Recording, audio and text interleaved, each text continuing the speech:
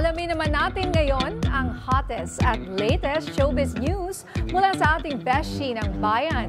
Jai Ho! Hi, Jai! Hi, Miss Nina! Nako, sa lahat ng mga kaarangkada po natin, eto na nga ang mga pinaka-latest na umaarangkadang showbiz balita.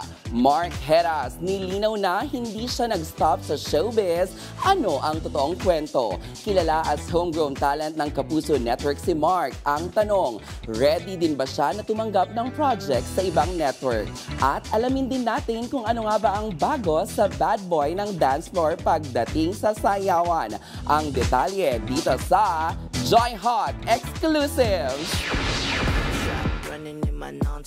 Kamakailan, nagkaroon tayo ng pagkakataon na kamustahin ang OG bad boy sa dance floor na si Mark Heras. Ano nga ba ang latest update sa kanya ngayon? Matapos ang mga naging eksena kamakailan online. At inalam din natin if game ba siyang tumanggap ng mga projects outside GMA7.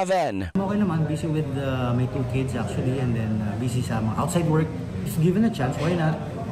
Ako naman kasi ang goal ko talaga or ang target ko talaga is pagkatrabaho and then to do any work na pwede kong gawin. Totoo rin ba na pinasok na ni Mark Heras ang paggawa ng sexy movies? I did the movie with Understar Cinemax.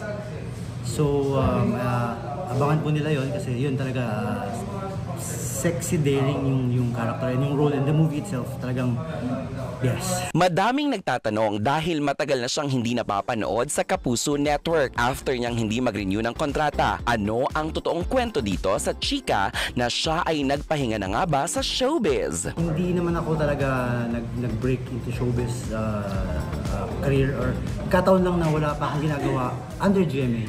Saan naman aabangan si Mark Heras ng kanyang mga fans? Well, abangan nila yung pag nilaunch na yung app, yung sa Star Cinemax, yung movie na yun.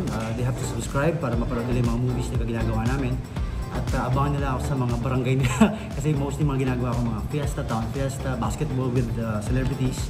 And yung mga Pinoy sa Vietnam, I'll be at Vietnam sa December 13, 14, 15.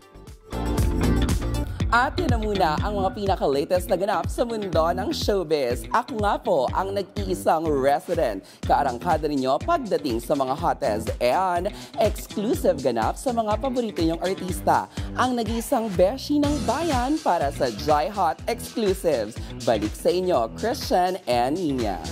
Uy, maraming salamat, Jai. Baka may tanong ka, Christian, kay Jai. Kahit ibang bagay. Parang bumubulong-bulong siya kanina, Miss Nina. May binubulong-bulong siya sa akin. Hindi, wag yun. Wag yun.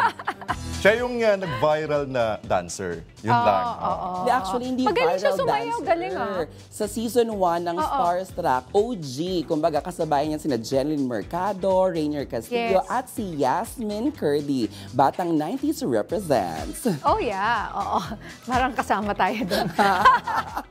Alright, maraming salamat, Jai. Salamat po, Miss Nina.